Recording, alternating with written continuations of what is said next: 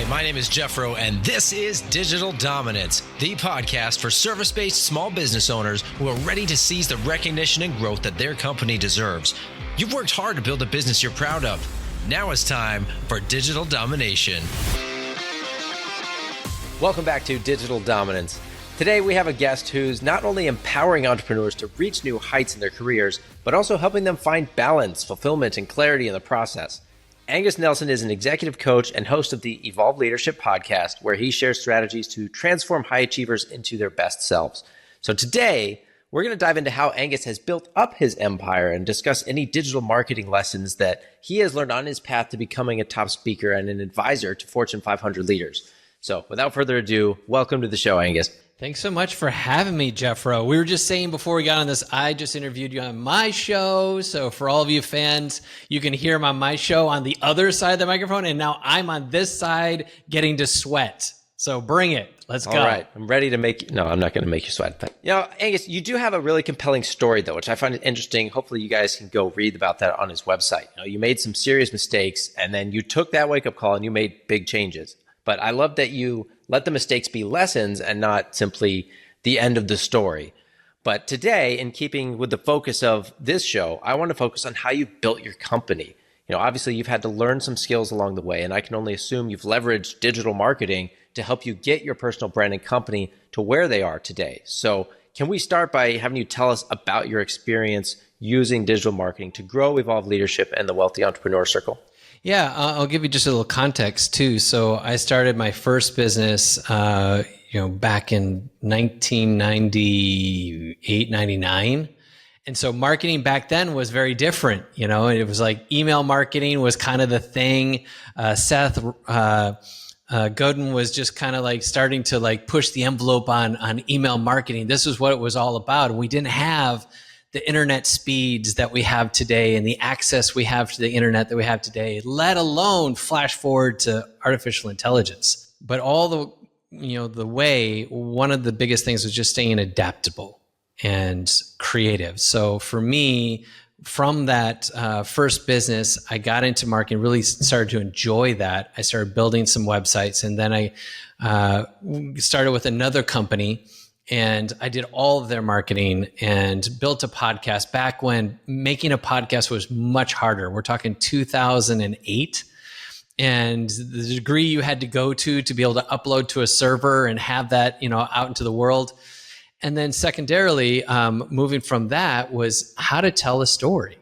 And I think if we just start at any kind of basis point, the one piece that was really missing in my early marketing days was how to tell a story. It's one thing to use marketing, and your audience is far more mature. They'll know better than some that I talk to, is that we just want to attract eyeballs. But in this day and age, you can't just like scream at people and say, buy my thing, buy my service. It's really about, can you bring people into a story where they can find themselves? Right. Well, there's so much competition.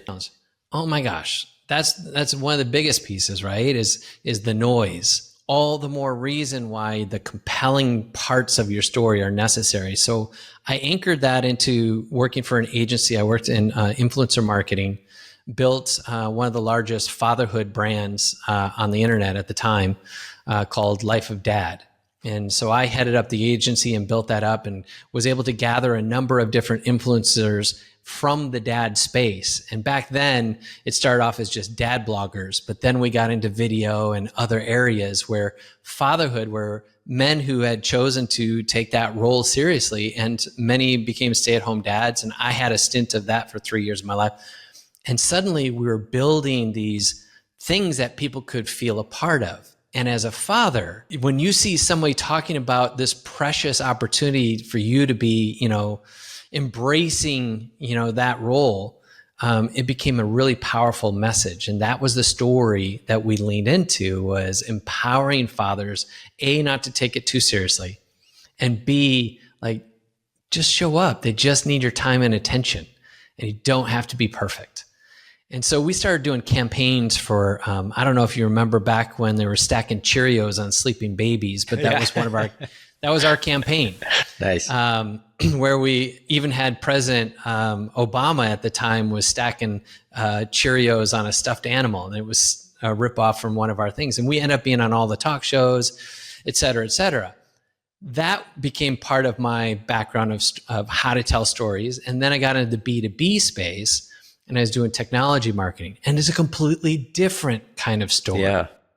And so if I were going to wrap it all into the pieces that now what I'm using with Evolve Leadership, most of the people who need what we have to offer don't know it. Yeah. They don't wake up in the morning, and look at their bank account and say, oh, there's that budget line item I've been saving up for coaching to develop my self-awareness and emotional intelligence. No one does that, Yeah. So what we have learned is to tell stories for people to see themselves. And when they see different circumstances, see different situations, they can identify, say, oh my gosh, that's me. Yeah. And that begins a conversation. Conversations lead to cash flow. Yeah. And I love that you touched on that. In these different areas, you're entering the conversation at different points, right? Because in this last one, you kind of have to educate a little bit in order for them to even realize that I have a problem. And then you can tell them about the solution, right? And so the way you craft that story and those videos or your messages is going to be very different. It's not going to be stacking Cheerios on a baby's head, maybe, but you're going to have to think about this intentionally as to what's going to make sense, what's going to draw them in, and how you can lead them to that next step. Yeah. And I think one of the things I'm just like epiphany. I'm kicking myself. It's taken me this long. Anytime I include my children and my wife in our content, it's way more compelling. And now, mind you, those are vanity metrics just to get likes, just to get, comments. However, on the back end, and this works in the agency world too, is we start conversations from all of it. So if somebody likes and engages, with a comment or what have you, I'll jump into the DMs. Hey, thanks so much for your support on this comment.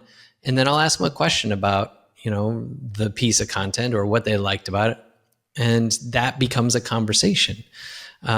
We all know on LinkedIn, we're getting spammed all the time with people who are just like, here's my thing, here's my agency, here's my insurance, here's my blah, blah, blah. But if you can be human, and you can actually give a rip and you can contextualize who that person is with the conversation you're having, oh my gosh, the probabilities are way higher in your favor. Yeah. Well, and it feels less salesy or to some people sleazy, right? Because you're not just like pushing something on someone. You're actually entering a natural conversation that could happen anywhere at the mall or the store. When you bump into someone, you notice they have the same shoes. You comment on the shoes, and then you can talk about parenting because you see the kids or whatever. And with your videos, you're kind of almost creating that moment. And then when they do raise their hand and say, oh yeah, I like that, then you just respond and say, oh yeah, what was your favorite part? Or, you know what, I really relate to this part of it. What about, it's natural. It doesn't feel forced. And then you can lead down to the next step. I love that. It's that build it and they'll come philosophy. And I think that's what most people think about marketing is like, oh, if I just start doing this, if I just start posting these static images about posters and sales, people are going to rush into my doors. And the world doesn't work that way anymore. And I would say too, when you start these conversations, like you're dating, don't try and put a wedding ring on them right away. Don't dive in heavy and hot and you come off all, thirsty. You're like, hey, you want to start a conversation around my service? It's like, dial it back, build rapport, get to know them. And I would say also, if you're a service-based organization, don't ask the probing questions that people smell salesy right from the get-go. It's actually be human. Right. And it's kind of a context shift too for a lot of people to think about selling through social media DMs, because in the past, maybe it's like, that's personal. What do you, no, I'm not selling, right? Am I? Right. But it's not, it's a conversation and you're just leading towards that. And so at a certain point in the conversation, it will feel natural to be like, hey, would it make sense to hop on a call next week? Cause I can help you with XYZ. There it is. Right. And if you took that extra step to go and see their website, or go and visit their store, walk through the aisles, or, and I don't know what the scale is of whoever the listener that you might be hearing my voice. Think of the creative ways that you can get a peek into their world. And now it's personalization that artificial intelligence can never touch. Yeah. Well, Angus, that sounds like hard work to do that with every single person coming across my feed. I don't think I could do that. Think of it as lead flow central. And one of the things that we talk about in our mastermind that we have at Evolve Leadership is, just 5 opens a day is what we say. 5 conversations a day. Just do that. So for everything that you're putting out into the world, if you could just start 5 conversations a day, you basically have a business. Yep. Because eventually those might take a couple weeks, might take a couple months. Sometimes it might take a couple years, but you've started this funnel of relationship. It's the most authentic funnel you can do. And all of your content that you're putting out now supports the power of that relationship. And if you're already engaged in the DMs, the algorithms say, oh, y'all must know each other. Let's show you some more of their content. Yeah. And your stuff starts showing up in their feed again. Yeah. Well, I like the 5 target as well, because that's manageable. I think in a lot, for a lot of us, we think, oh, that sounds really overwhelming, like a ton of work. But if you're just doing 5 a day, you're going to get better over time. And even maybe you have days where you can do 10 because your schedule is more clear. Sure, why not? It's not saying you have to stop at 5, but at least doing 5 makes it feel doable, and you can check that off your list and make progress every day. 100%. And I'm past 5. I'm always starting conversation, and I'm kind of an extrovert too. And for me, it's fun. And I just block off a certain amount of time, and it's just exclusive there. Outside of that, I've got other things to do. I'm not going to sit there and get sucked into it. And I'll tell you this, if you start doing this, you actually have to discipline yourself to treat your social as your business. Right. I mean, unless you're into pets and grooming, you shouldn't be spend all your time on pet videos, ooh, cute cat. You're going to find yourself in the TikTok, suck in, 2.5 hours just went by. I don't know what just happened. Yeah, well, it depends which part of the app you're in, right? So move away from spending time in the feed, spend more time in the posting and the messaging, right? And that's the difference, right? You're producing content, you're producing and nurturing relationships as opposed to simply consuming the content that someone else created. When you tell stories, because I've seen your content too, and your crafting, what are some of the cheat sheet or secrets that you do to create your hook in your content? So I feel like I'm always striving to get better at this because I feel like I'm never quite there, but I do try to make the first 6 seconds. If I can make someone watch the first 6 seconds, there's a good chance they're going to watch the rest of it. So I got to start with something interesting. You always hear people talk about a hook. That can be a visual hook. It can be words. It can be audio. Even all of those at the same time. So something visually interesting on screen where people's like, wait, what is he doing? Or even me saying something controversial or confusing or interesting, piquing curiosity. So I try to start with that if I can. And I think part of the challenge is not thinking of this as a gimmick so much as how can, I know I have value to bring. So how can I start off in a way that draws someone in really right off the bat? And that's the challenge, right? Back to your conversation about storytelling, that's what we're doing. If you think of a book that has a really good open, what makes it really good? It just set the stage in a few words and opens this huge curiosity gap that makes you want to keep reading.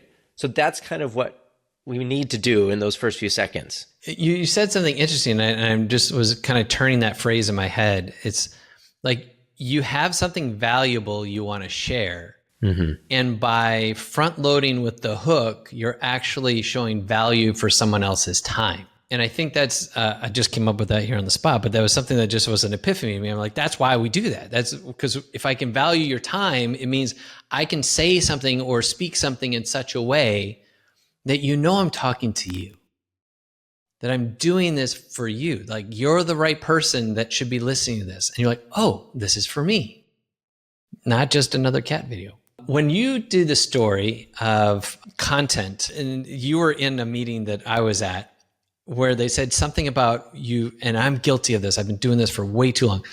The very thing I want to say, I don't say till the end. And now I've learned, pull that, extract that concept out and throw it in the front. And so it's like you have to land the plane first, and then you take people into what it is, that little punch. So if you're listening, you're saying, what are you talking about, the hook? That's like the best way I can describe it. Or curiosity grabber, something that makes them stop and want to see more.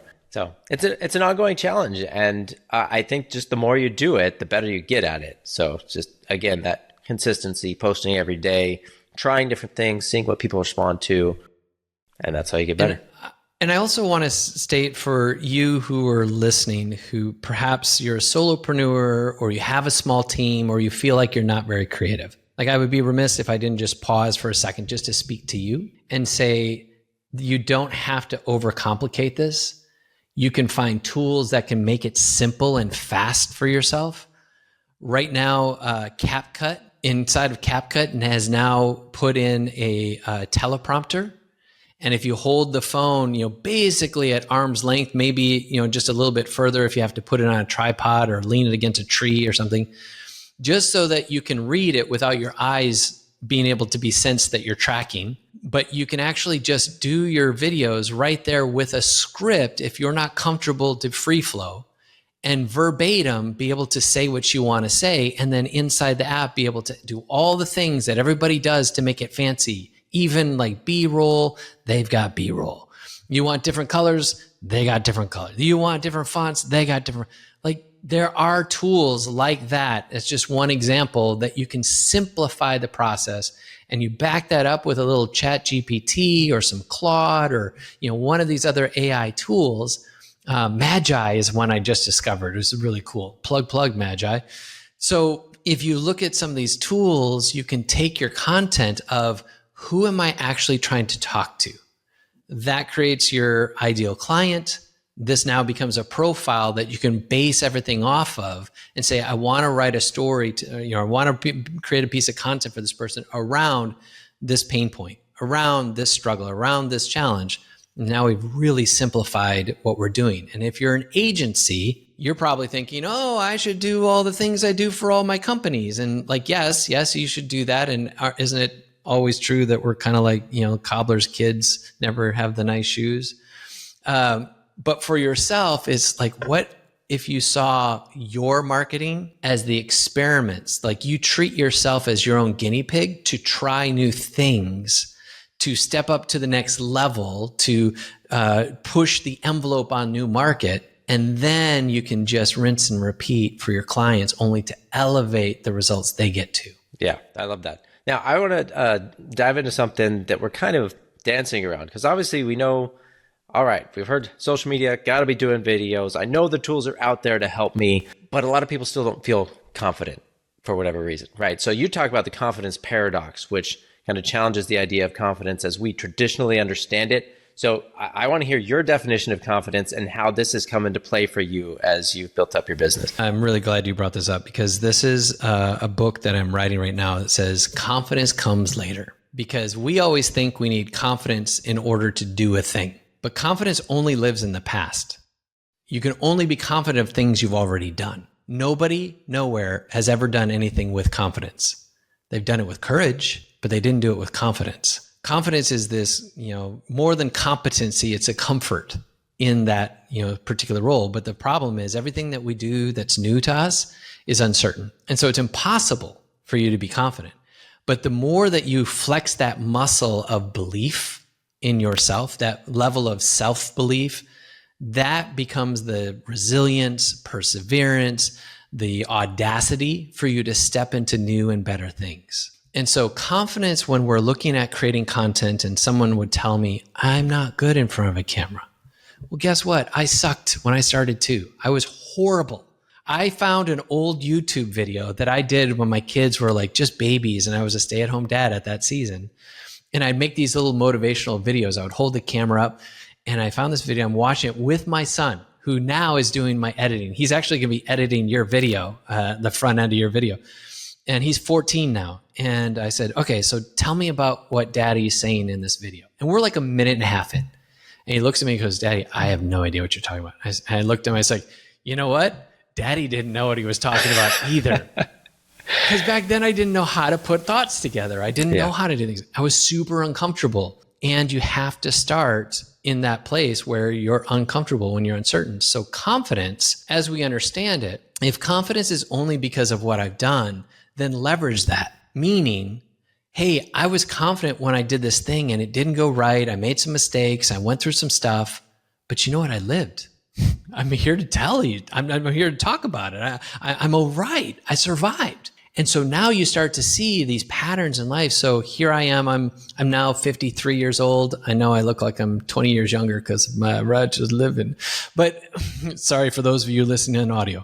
If you see the patterns of history, it's like, oh, we went through a recession. We had downturn in the 80s. I remember, in the end of the 90s when we had the dot-com boom or the bust. And then we had the 2008, 2009. I remember when things slumped during 9/11. Like, I remember all of these situations when we see the world in flux. And now here today, I'm looking at the world. I'm like, there's more flux in the world, and we're going to be okay. We're going to figure a way out. It doesn't matter who gets elected. We're going to figure it out. It doesn't matter like whose voice is louder. We're going to figure it out. It doesn't matter whether my income goes up or it goes down. We're going to figure it out. And now the belief is in the fact that you know how to figure stuff out. That's how you walk into the next step in your journey, that I'm going to be all right. Yeah. You don't need confidence. You just need courage. And it's, in some ways, it's ironic because you have to be okay with trying things and failing in order to become good and confident. And I think there's just, I don't know if it's a self-value thing or just the fear of judgment of what's going to happen if I do look bad. Like, you're never going to get past it. If you never play your first soccer game, you're never going to play your 100th soccer game, right? And so whatever, it's easier for us to think of it in physical things, maybe like sports, but with business, it's the same thing, right? It's just iterating and going through it. And I think business is such a great reflection of this whole human dynamic.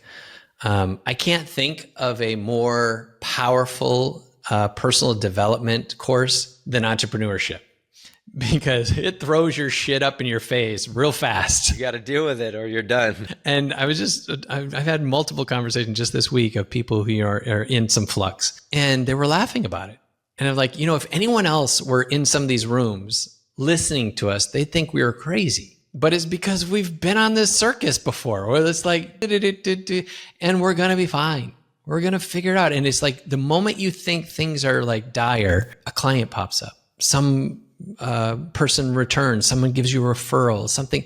Like, it's a magical thing when we just trust the universe and our gift. And again, it helps us to walk away from the thought that we need confidence and just understand, like, no, I just need to believe. Yeah, just believe. Got to start moving forward. Yeah. All right. Well, Angus, thank you so much for joining me today. I always hate stopping these great conversations, but I want to respect your time and our listeners' times. I am inspired by your humility and your hard work. I congratulate you on the success that you've had as you help others.